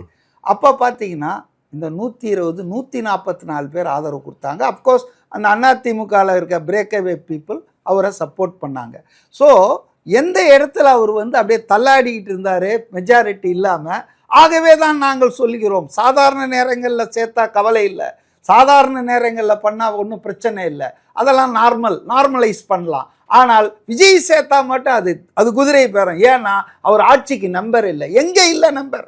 சொல்லுங்க. நம்பர் தான் இருக்குல்ல, அப்ப ஏன் நம்பர் சேர்த்துறீங்க? இருக்கும்போது ஏன் சேர்த்துக்க கூடாதுன்னு சொல்லுங்க. இன்னைக்கு 20,000 பேர் வராங்க. ஒரு கட்சி இங்க பாருங்க, அதிமுக ஊழல் கட்சினா அதிமுகல இருக்கிற 2 கோடி பேர் 1.5 கோடி பேர் ஊழல்வாதிகள் அர்த்தம் இல்ல. முதல்ல வழக்கு இருக்கிறது, பாருங்க வழக்கு இருக்கிறது, தீர்ப்பு ஏதாவது வந்துருக்கா? ஒரு நிமிஷம், குற்றப்பத்திரிக்கை இருக்குது சார், அவங்க தீர்ப்பு ஏதாவது வந்திருக்கா? அடுத்தது இல்ல சார் ஒரு விஷயத்தை வசதியா விட்டாரு, வசதியா வைத்தியலிங்க விஷயத்த அப்படியே அது ஃபேக் எண்ட்ல வந்தாங்கன்னாரு. வைத்தியலிங்கத்து மேல திமுகவினுடைய ஊழல் தடுப்பு ஒரு நிமிஷம் 28 கோடி லஞ்சம் வாங்கினார்னு சொல்லி அவருடைய லஞ்ச ஒழிப்புத்துறை கேஸ் பண்ணி எஃப்ஐஆர் போட்டு கோர்ட்ல கேஸ் கொடுத்தாச்சு. ஆனால் அவர் வந்து கடைசி நேரத்தில் திமுகவில் சேர்ந்த உடனே என்ன அதே லஞ்ச ஒழிப்புத்துறை கொடுக்குதுன்னா ஆதாரங்கள் இல்லை, ஆகவே எங்களை வந்து பர்மிட் பண்ணுங்க, நாங்கள் வாபஸ் வாங்கிடுறோன்னு. நல்ல வேளையாக ஆட்சி மாறிவிட்டது. இந்த ஆட்சி வந்த உடனே அந்த வாபஸ் வாங்கிட்டு தீவிரமா விசாரிப்போம்.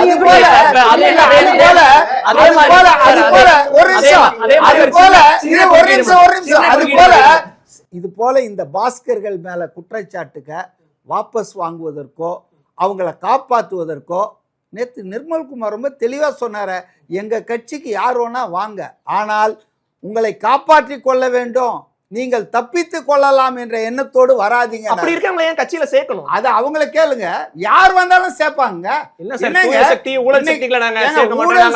அவங்க பின்னால 20,000 பேர் வராங்க விராலி மலையில புதுக்கோட்டையில இருந்து.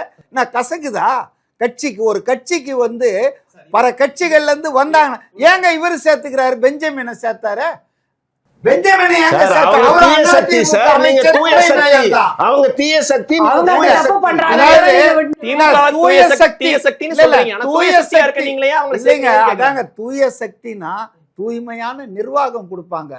இப்ப 2 கோடி பேர் இருக்காங்க. கரைபடிந்தவங்கள தாவேக்கால. சேர்த்துக்கலாம். அது இல்ல, இல்ல. தப்பு இல்ல. ஏங்க பிராக்டிகலா பேசுங்க. 2 கோடி சார், பேர் நான் இருக்காங்க. இருக்க தாவேக்கால உண்மையை 2 பேசணும் கோடி சார். பேர் நான் எதுக்கு இருக்காங்க. சார் practical-ஆ எல்லாரும் பேசணும்? தூய்மையானவர்களா? சரி, இப்ப யார் அதிமுகல வேணாலும் நீங்க நம்பலாம் குறிப்பிட்ட சார். மாதிரி எல்லாருமே ஊழல் செய்யல, ஊழல்வாதிகள் நிர்வாகம் கிடையாது. தூய்மையா இருக்கும். ஏத்துக்கலாம். இல்ல இல்ல, ஊழல் நடக்குதா இந்த 55-60 நாள்ல? ஊழல் நடந்திருக்குதா சொல்லுங்க. இது தூய்மை முந்தா நாள் எஸ்.எஸ். பாலாஜி ஒரு ட்வீட் போட்டிருந்தாரு. ஆமா, சுற்றுச்சூழல் துறையில அமைச்சர் ராஜீவனுடைய தந்தை வந்து டிரான்ஸ்ஃபருக்கு அங்க பணம் வாங்குறாங்க, நீ ஏன் விசாரிக்க வேண்டியது தானே?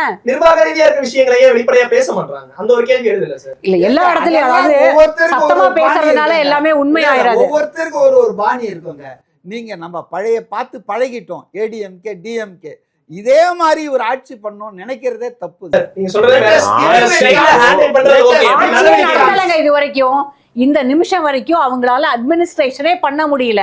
அத மடைமாற்றுறதுக்காக தான் இந்த அரசியல் ஆட்டங்களை நடத்துறது கட்சிக்காரங்களாங்க. இல்ல, கட்சிக்காரங்க கிடையாது, அமைச்சர்கள் தான். அயன் ஃப்ரேம் இருக்குது. ஐஏஎஸ் ஐஏஎஸ் ஐபிஎஸ் கோஆபரேஷன் இல்ல. ஆட்சி நடக்குங்க. சும்மா நிர்வாகம் செய்ய தெரியல. நிர்வாகம் ரொம்ப தெரிஞ்சவர் தான் மு.க. ஸ்டாலின் டிஜிபி போடுறதுக்கு 1 வருஷம் தாமதம் பண்ணாரு. ரொம்ப நிர்வாகம் பண்ண லட்சணம் பார்த்தோம். Head of the police force fill up பண்றதுக்கு ஒரு 10 மாசம் 1 மாசம் வச்சு 1 வருஷம் வச்சிருந்தாங்க. பெரிய நிர்வாகத்தை பத்தி பேசுறீங்க. ஆல்ரெடி பரிந்துரையில இருந்ததுதானே சார் இப்ப நியமனம் செஞ்சு. ஏங்க பண்ணல? ஒரு ஆள் ரிட்டையர் ஆகுறாங்க. அந்த கிரெடிட் நீங்க டிவிக்கு கொடுத்துதான். 6 மாசத்துக்கு முன்னால வந்து ஒரு ஆள் ரிட்டையர் ஆகுறதுனா சென்ட்ரல் ஸ்டேட்ல ப்ராசஸ் ஆரம்பிச்சிருவாங்க பென்ஷன் பேப்பரை. அப்ப சங்கர் ஜிவால் ரிட்டையர் ஆகுறார் ஆகஸ்ட்னா அது வந்து இதுலயே ஆரம்பிச்சிருப்பாங்க, மார்ச் ஏப்ரல்லயே. அப்ப ஏன் நீங்க வந்துட்டு புதுசா ஒரு ஆளை, ஏன்னா சீனியாரிட்டியில் இருக்கிற ஆளுங்க உங்களுக்கு வேண்டாத ஆட்கள், உங்களுக்கு ஒத்துழைக்காத ஆட்கள். அவர் எல்லாரும் ரிட்டையர் ஆயிடுவாங்க, நமக்கு தேவையானவங்களுக்கு கொடுத்துக்கலாம்னு அவங்க வெயிட் பண்ணாங்க. அது உண்மை. ஒரு போலீஸ் போர்ஸை ஹெட்லெஸ்ஸா 10 மாசம் இன்சார்ஜ் போட்டு வச்சிட்டு இருந்துட்டு நிர்வாகத்தில் சிறந்தவர் பாக்குறோம்ல. ஏவாவேலு எல்லா நிர்வாகத்தையும் சும்மா சொல்லாதீங்க. ஊழல் பண்ணி இந்த மாநிலத்தையே குட்டிச்சவராகி இருக்காங்க. லட்சக்கணக்கான கோடி ஊழல் நடந்திருக்கு, எல்லாம் வருது. ஏன் பதட்டம்னு கேட்டீங்கல்ல? ஏன்னா தங்களுடைய ஊழல் வெளியே வருது ஒண்ணா. அதுக்குள்ள நம்ம ஏதாவது பண்ணி அதை தொடர்ந்து பேசுவோம் சார். லட்சுமி மேம், இப்ப எதிர்கட்சியா தான் நாங்க இந்த அடுத்த 5 வருடங்கள் இருக்க போறோம் அப்படிங்கறத தேர்தல் முடிவுகளுக்கு பிறகு திமுக தெரிவிச்சிருந்ததையும் நம்ம பார்த்திருக்கோம். ஆனா தொடர்ந்து நிறைய மேடைகள்ல முன்னாள் முதலமைச்சரா இருக்கட்டும், கட்சியை சார்ந்த தலைவர்கள் ஆகட்டும், இந்த ஆட்சி 6 மாசம் கூட தாங்காது, சீக்கிரமே ஆட்சி கவிழ போகுது அப்படிங்கிற விஷயத்த தொடர்ந்து ஏன் சொல்லிக்கிட்டே வரணும்? அதை வந்து என்னை கேட்டா அவர் சொல்லக்கூடாது. ஆனால் திமுகவிலிருந்து வரக்கூடிய தகவல்களோ இல்லை அவங்க தரப்புல ஏன் அதை வந்து அவர் திரும்ப திரும்ப பேசுறாரு அப்படின்னு கேட்டால் அது வந்து காடர் மொராலு. ஏன்னா ஒரு கல்யாண வீட்லேயோ எல்லா இடத்துலையும் காடர்ஸ் நிறையா இருக்காங்க. எங்கே சந்திக்க போனாலும் அந்த காடர் மொராலை அலைவாக வச்சுக்கணும் அப்படின்னா அதுக்காக அவர் பேசக்கூடியதுன்ற மாதிரி அவங்க வந்து அதுக்கு பதில் சொல்கிறாங்க. ஆனால் என்னை பொறுத்த வரைக்கும் அவர் அதை பேசுவது தவறு. இதில் இன்னொன்று என்னென்னா, இதுக்கு ஒரு உதாரணத்தை வந்து சொல்லணும்னு நினைக்கிறேன். இதே போல தான் எடப்பாடி பழனிசாமி தலைமையில் அந்த 4.5 ஆண்டுகள் ஆட்சி இருக்கும்போது, அந்த ஆட்சி இருக்கும்போது தொடர்ந்து திமுக தரப்பில் இதே தான் பேசப்பட்டது. சீக்கிரமே வந்து இந்த அரசாங்கம் நீடிக்காது, சீக்கிரமே இந்த அரசாங்கம் வந்து கவிழ்க்கப்படும். இல்ல எடப்பாடி பழனிசாமி ஒரே நிமிஷம் மேடம், இவங்க அவ்வளவு மெஜாரிட்டியில இருக்கும்போது அவர் அமாவாசை கணக்கு, ஆமா அவர் 5 அமாவாசை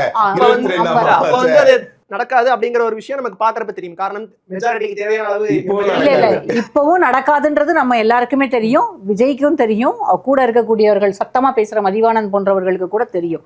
அதுல நமக்கு எந்த பிரச்சனையும் கிடையாது. ஆனா எல்லாருக்கும் தெரிஞ்சாலுமே ஒரு நெருடலும் ஒரு அச்சமும் இருந்துகிட்டே இருக்கு. ஏன்னா நீங்க இதுல வந்து அதிமுகவும் திமுகவும் நம்ம நிர்வாகத்தை பற்றி பேசுகிறோம், அரசியலை பேசுகிறோம், எல்லாம் பேசுகிறோம். ஆனால் அவங்களுக்கு வந்து இந்த அரசியல் ஆட்டங்கள் எல்லாம் முழுசாவே தெரியும். இப்போ வந்து மக்கள் ஆதரவு இல்லாமல் எதிர்கட்சியாக இருக்கிறாங்கன்னு நம்ம சொல்கிறோம். ஒரு கட்சியினுடைய தோல்வி வந்து ஒரு எலெக்ஷனில் தோல்வி அப்படின்றத நம்ம வந்து எந்த பார்ட்டியுமே நம்ம ரைட் ஆஃப் பண்ணிட முடியாது. என்னை பொறுத்த வரைக்கும் ஏடிஎம்கேக்கு இன்னொரு பெரிய ஃபியூச்சர் இருக்குன்னு தான் நான் சொல்லுவேன். ஏடிஎம்கே வந்து நீங்கள் ரைட் ஆஃப் பண்ண முடியாது. டிஎம்கேவையும் நீங்கள் ரைட் ஆஃப் பண்ணிட முடியாது. ஒரு எலெக்ஷன் தோல்வி அல்லது ஒரு தலைவரினுடைய தோல்வி மட்டுமே அந்த கட்சியினுடைய எதிர்காலத்தை நிர்ணயிக்கக்கூடியதாக இருக்காது. ஏன்னா அரசியலில் வந்து இன்னைக்கு இல்லாதது நாளைக்கு வந்து மாற்றம் வரலாம். இன்னைக்கு நீங்கள் வெஸ்ட் பெங்காலில் எடுத்துக்கிட்டிங்கன்னா சிபிஎம்க்கு திரும்பவும் ஒரு ஃபியூச்சர் இருக்க மாதிரியான ஒரு சூழல் உருவாகி இருக்கு. அப்போது இது எல்லாத்தையும் நம்ம வந்து கணக்கில் எடுத்துக்கிட்டு தான் பேசணும். இப்போ எல்லா கட்சிகளுமே அவங்க காடரை வந்து ஒரு மாதிரி அலைவாக அவங்கள வந்து அவங்க காடர் மரலை பூஸ்ட் பண்ணுறதுக்காக இதை வந்து தொடர்ந்து செய்ய தான் செய்வாங்க. ஆனால் இல்லை ஆனால் என்னுடைய ஒப்பீனியன் என்னன்னா, அவர் இதை பேச வேண்டாம் அப்படிங்கிறது தான். தொடர்ந்து அதை பேசதான் செய்கிறார். இனிமேலும் திமுக தலைமை அதை தொடர்ந்து பேசுவாங்கன்னு தான் நான் நினைக்கிறேன். இல்ல அவர் உணராம பேசுறாருன்னு எனக்கு தெரியல. இவ்வளவு காலம் முதலமைச்சராக இருந்தவர், அரசியல்ல கிட்டத்தட்ட 50 ஆண்டுகளுக்கு மேல நீடிக்கக்கூடியவர். இதை உணராமல் எல்லாம் பேசல. அவங்களுக்கு திமுகவுக்கு எது அரசியல் எங்க டச் பண்ணா யாருக்கு வலிக்கும்ன்றதெல்லாம் அவங்களுக்கு தெரியும்னு நான் நினைக்கிறேன். தெரிஞ்சுதான் செய்யறாங்கன்னு நினைக்கிறேன். தாவேகா எல்லாத்தையும் வந்து அவங்களுக்கு ஒரு பதட்டம் இருந்துட்டே இருக்கு. இது வந்து நம்ம ஒரு மைனாரிட்டி கவர்மெண்ட்டாக இருக்கும், ஏதாவது ஒரு விதத்தில் இதுக்கு டிஸ்டர்பன்ஸ் வந்துருமோ, அதனால தான் எல்லாரையும் சேர்த்து ஒரு செக்யுலர் ஃப்ரண்ட்னு போடுறது, இன்னொரு பக்கம் ஏடிஎம்கேல இருக்க ஆட்களை கூப்பிட்டு வச்சுக்கிறதுக்கு. இப்போ நீங்கள் ஒரு நோ கான்ஃபிடன்ஸ் மோஷன் இப்போ வந்தாலுமே நீங்கள் வந்து நம்பர்ஸ் வந்து இப்போ கம்மியாக தான் இருக்குது. கிட்டத்தட்ட 7 பேர் ரிசைன் பண்ணிட்டாங்க. 7 பேர் ரிசைன் பண்ணிட்டாங்க அப்படின்ற போது அந்த 7 குறைஞ்சிருது. நீங்கள் வந்து ஹவுஸோட ஸ்ட்ரென்த்தே இப்போ கம்மி. அப்போ நம்பர்ஸில் பார்க்கும்போது தாவேகாவுக்கு இது சாதகமாக மாறக்கூடிய சூழல் இருக்குது. நம்ம வந்து டிடிவி தினகரனை பற்றி சார் வந்து சொன்னாங்க. டிடிவி தினகரன் வந்து டோக்கன் கொடுத்து வெற்றி பெற்றவர். டிடிவி தினகரனுக்கு தார்மீக உரிமை கிடையாது ஊழல் பற்றி பேசுறதுக்கு அப்படின்னு. டிடிவி தினகரனால் வெற்றி பெற்றவர் தான் காமராஜ். டிடிவி தினகரனும் போய் அவருக்கு பிரச்சாரம் பண்ணார். டிடிவி தினகரனோடவே பயணித்தவர் தான் காமராஜ். ஒரே கம்யூனிட்டின்றதுக்காக கூட இருந்தவர் தான் காமராஜ். இன்னைக்கு காமராஜ் வந்து சட்டமன்றத்துக்குள்ள வந்தோன்னா அவருக்கு ஃப்ரீடம், அவர் அதனால பேசிட்டார். முதல்ல வந்து தாவேகாவோட போறதுன்னு அவர் தனிப்பட்ட முறையில் எடுத்த முடிவு, அதற்காக பேரம் பேசப்பட்டது, காருக்குள்ள இருந்து கையெழுத்து போட்டது எல்லாமே உண்மைதான். டிடிவி தினகரனுக்கு இது தெரிய வரும்போது அதை வந்து நடக்கக்கூடாதுன்றதை ஸ்டாப் பண்ணுறதுக்காக, ஏன்னா இது வந்து குதிரை பேரம் நடக்குது அப்படின்றதுக்காக அவர் ஸ்டாப் பண்ணும்போது தான் வெளியில் வருது விஷயம் எல்லாமே. இன்றைக்கி வந்து பார்ட்டியோட இல்லாமல் அவர் தனிப்பட்ட முறையில் செயல்படுறதுன்னு முடிவு பண்ணிட்டார். அப்போ அவரோட ஆதரவு எனக்கு வேண்டாம், டிடிவி தினகரன் ஊழல்வாதி, அவரோட சேர்ந்து அவரோட கட்சியிலேருந்து வெற்றி பெற்றவர் இவர், அவரோட ஆதரவு எனக்கு வேண்டான்னு நீங்கள் சொல்லிட வேண்டியதானே. இப்போ வந்து தாவேகாவுக்கு முழுமையான ஒரு சப்போர்ட் இருக்குது. அங்கே வந்து அவங்களுக்கு நம்பர்ஸ் தேவையில்லை. எல்லாருமே அதிமுகவிலிருந்து பிரிந்து வந்த ஒரு ஃபேக்ஷன் வந்து அவருக்கு சாதகமாக வாக்களித்தார்கள். எல்லாருமே அமமுக வாக்களித்தது, எல்லாருமே வாக்களித்தாங்க. டிஎம்கே வந்து அப்ஸ்டெயின் பண்ணிக்கிட்டாங்க. ஏன் டிஎம்கே அப்ஸ்டெயின் பண்ணாங்கன்னா, போய் கேட்டுக்கிட்டாரு சிஎம் நேரில் போய் பார்த்து, நான் வந்து ஆட்சி அமைக்கணும், எனக்கு உதவுங்க. 4 நாள் இல்ல கிசு செய்தி சொல்லாதீங்க. ஏங்க கேட்டுக்கினாருன்றீங்க, இதுக்கு ஆதாரத்தை உங்களால சொல்ல முடியுமா? இருங்க நான் சொல்றேன். அப்ப எதுக்காக போய் சந்திச்சாருன்னு சொல்லுங்க. நீங்க எதுக்காக போய் சந்திச்சாருங்க? சந்திக்காத காரணம் ஒரே ஒரு காரணம் என்ன தெரியுங்களா? அவங்களுடைய கேண்டிடேட்டை அவர் தூக்கிட்டாரு. அந்த எடப்பா 234 தொகுதியில் விசில் சின்னம் இருந்தது. அந்த ஒரு தொகுதியை தவிர அங்கே போட்ட தாவேகா வேட்பாளரை எடப்பாடி வந்து பைசா கொடுத்து தூக்கிட்டாரு, தலைமறைவாகி.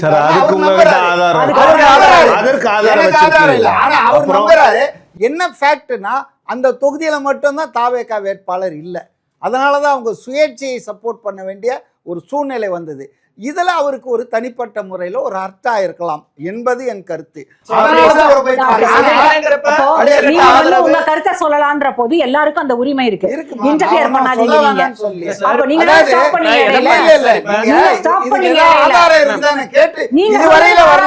நீங்க சொல்றதுக்கு ஆதாரம் கொடுங்க முதல்ல. நான் சொல்றது ஃபேக்ட் தான். இது வந்து ஃபேக்ட்னா ஆதாரம் இருக்கணும். சொல்லி கேட்டுக்கிறதுக்கு தான் போனார்.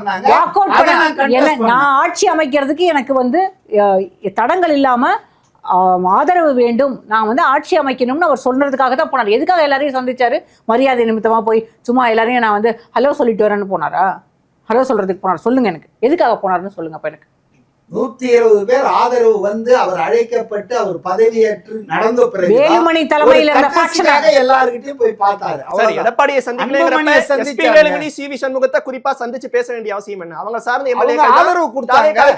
அவங்க ஆதரவு கொடுக்கறேன்னு ஓபனா டிக்ளேர் பண்ணாங்க. அது குதிரை பேரம் இருக்காருங்க. இல்ல இதுல என்னங்க, கட்சியினுடைய தலைவர் 120 இல்லாத போது போய் சந்தித்து இருந்தாருன்னா நீங்க சொல்றத நான் இல்ல, ஒத்துக்கிறேன். முதல் நாளே பதவியேற்ற பிறகு எல்லாரையும் வரிசையா தான் சார் இல்லைங்க, அவர் பதவி ஏற்று 120 பேர் இருக்கிறாங்கன்ற பட்டியெல்லாம் கொடுத்து கவர்னர் வந்து கன்வின்ஸ் ஆகி அவர் அழைத்த பிறகுதாங்க இதெல்லாம். ஆனா அதுக்கு முன்னாடி ஆதரவு கொடுத்துறாங்க சார். ஆதரவு கொடுக்குறாங்க. அதுக்கு முன்னாலே லீமா ரோஸ் சொல்றாங்கல்ல, பேச்சுவார்த்தை நடந்துட்டு இருக்கு அப்படின்னு சொல்றாங்க. அதெல்லாம் சொன்னாங்க. சார் லீமா ரோஸ் சொன்னாங்கல்ல, எங்க தலைவர் பேசிட்டு இருக்காருன்னு தானே சொன்னாங்க. அவங்க சொல்றாங்க, அவங்க அரசியலுக்கு வந்து 2 நாள் ஆகல. சார் அமைச்சரோட மாமியார் சார், உங்க அமைச்சரோட அவங்க மாமியார் பேசுறாங்கன்னு சொன்னா இதெல்லாம் வந்துங்க அவங்க சொன்னது உண்மை. நானும் கேட்டேன், பேசிக்கிட்டு இருக்காங்க. ஆனா எதுவுமே நடக்கலையே சார். நடக்காம சொல்லுவாங்களா சார் பேசிட்டு இருக்கோங்க? அவங்கள பத்திலாம் நீங்க சொன்ன மாதிரி இது அவங்களே சொன்ன ஸ்டேட்மெண்ட். அவங்க பேச்சுவார்த்தை போயிட்டு இருக்கு, சுமூகமா இதாகும்னு சொல்றாங்க. அதர்வைஸ் ஆனா பேசுனாங்க. இல்ல, எங்க பேசுனாங்க, யார் பேசுனாங்க? அந்த அம்மாவே சொல்றாங்கல்ல சார், எங்க தலைவரோட பேசிட்டு இருக்காங்களா? அரசியல்ல சார் அவங்க போட்டிட்டு இருக்காங்க. அவங்களுடைய அதிமுகவினுடைய ஒரு எம்எல்ஏவா இருக்காங்க. எம்எல்ஏ ஆன பிறகு எம்எல்ஏவா இருக்காங்க. நான் அதெல்லாம் கட்சி நிர்வாகி சொன்னா ஓகே அக்செப்ட் பண்ணிக்கலாம். கீழ்மட்டத்துல நடந்தது, இவங்க பேசுறாங்க அவங்க பேசுறாங்கங்கிற விஷயத்த சொல்லலாம். ஒரு கட்சியினுடைய எம்எல்ஏ அவங்க சொல்றாங்க, இரு தரப்புலயும் பேச்சுவார்த்தை போயிட்டு இருக்கு. சொல்றதை ஒத்துக்கிறீங்க. எம்ஏ பேபி சொல்றாரு, பி சண்முகம் சொல்றாரு, காதர் மொய்தீன் சொல்றாரு. இப்ப சொல்லுங்க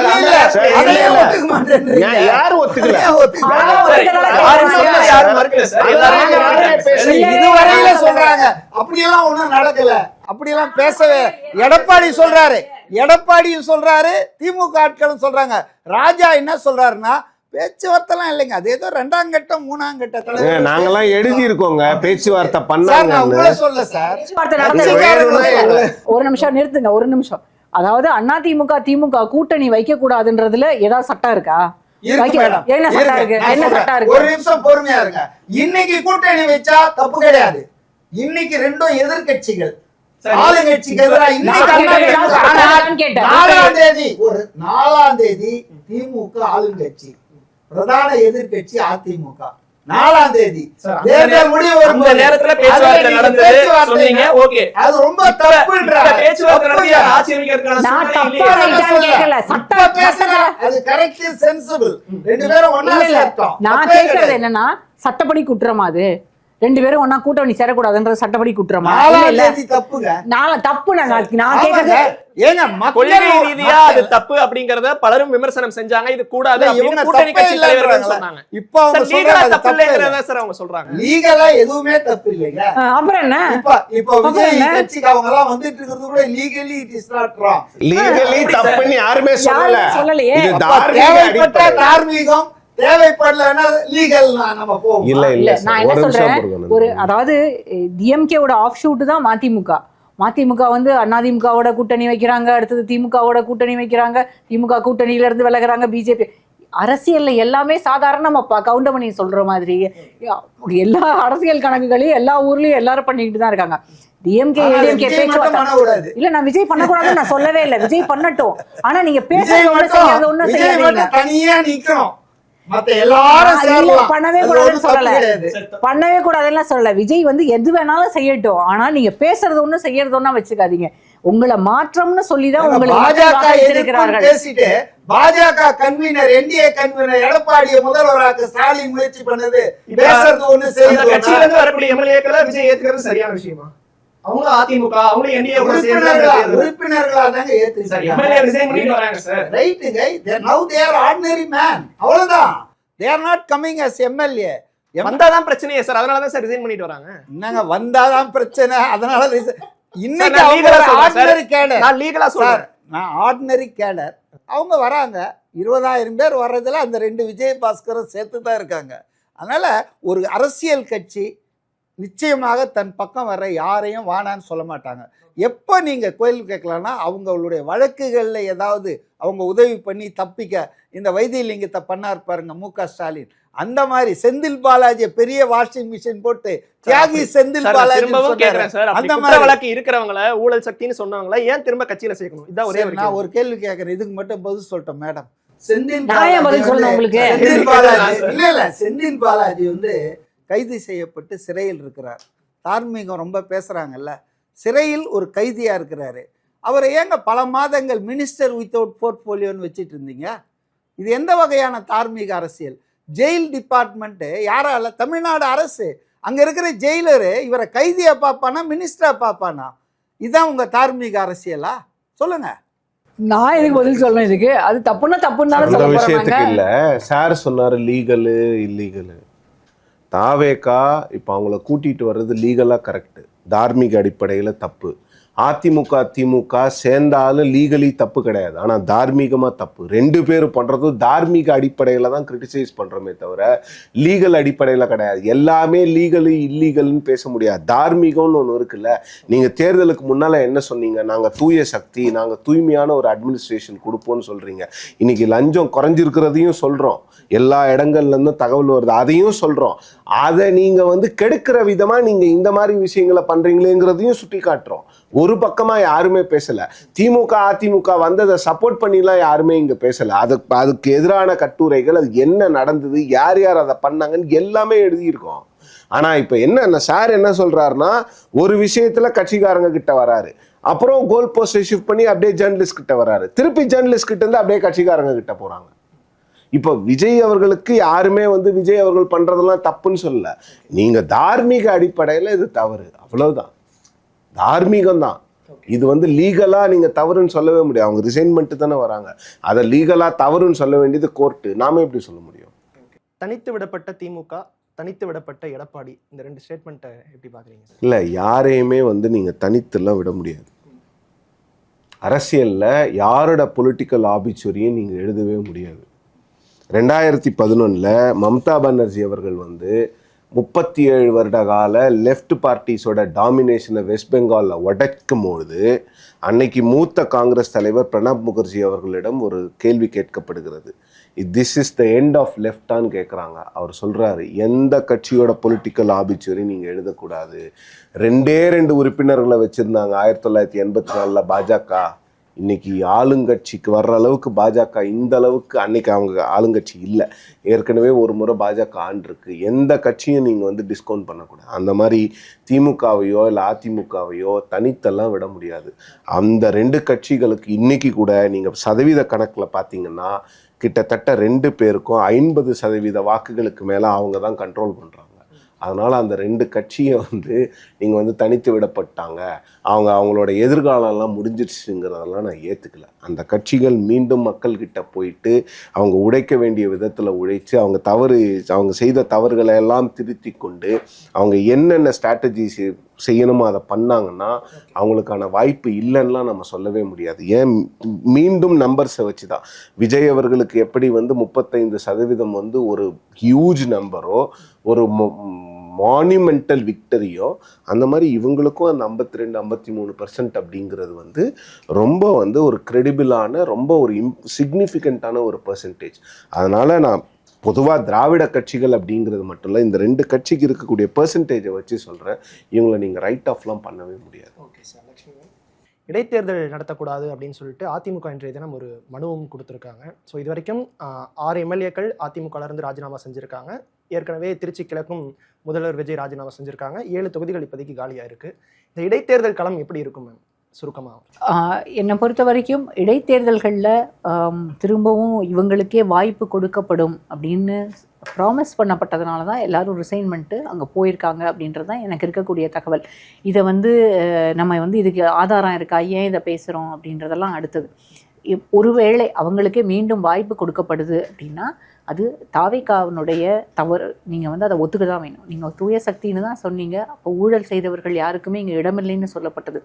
எப்படி இளம் தலைமுறையினர், அடுத்த தலைமுறையினர் மட்டுமே விஜய் அவர்களை நம்பி வாக்களித்து அவருக்காக இந்த ஒரு சேஞ்சுன்னு சொல்லி கொண்டு வந்தாங்களோ, அந்த கோஷத்தில் அவங்களோட அந்த பேச்சிலிருந்து பின்வாங்கின மாதிரியாக ஆயிரும். இன்றைக்கி இந்த 2 விஜயபாஸ்கர் இணைப்பு விழாவிலேயே அந்த நீங்கள் சொல்கிற அந்த அவங்கக்கிட்ட அந்த ஜென்சி கூட்டம், இளைஞர்கள் கூட்டம் இருக்க மாதிரியான ஒரு தோற்றமே அங்கே இன்றைக்கி இருக்கவே இல்லை.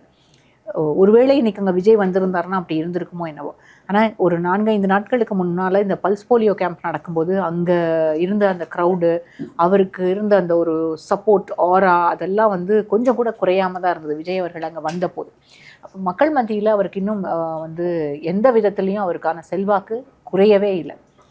இவங்க செய்யக்கூடிய இந்த அரசியல் ஆட்டங்களை எல்லாத்தையும் தள்ளி வச்சுட்டு கவர்னன்ஸில் கான்சென்ட்ரேட் பண்ணினாங்க அப்படின்னா அவங்களுக்கு தாவேகாவுக்கு மிகப்பெரிய வாய்ப்பு தமிழ்நாட்டில் இருக்கிறது. இன்னொரு பக்கம் இந்த கூட்டணி கட்சிகள் எல்லாம் எங்களோட வச்சுக்கணும், கூட்டணி கட்சிகள் வெளியில் போயிடக்கூடாது, இந்த அச்சமும் அவங்கக்கிட்ட இருக்குது. இது எல்லாத்தையும் வெளியில் வச்சுட்டு அட்மினிஸ்ட்ரேஷனில் மட்டும் அவங்க கான்சென்ட்ரேட் பண்ணணும் அப்படின்னு நினைக்கிறேன்.